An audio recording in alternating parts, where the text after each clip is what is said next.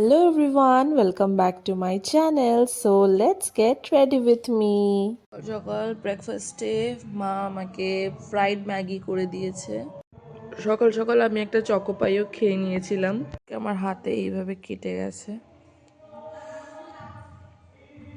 So আজকে আমি পরবো এই ব্লু কালারের সেটটা। এটার প্রাইস তোমরা গেস করে যদি বলতে পারো অবশ্যই কমেন্ট করো। আর এগুলো হচ্ছে আমার অ্যাক্সেসরিজ যেটা তোমরা দেখতে পাচ্ছ।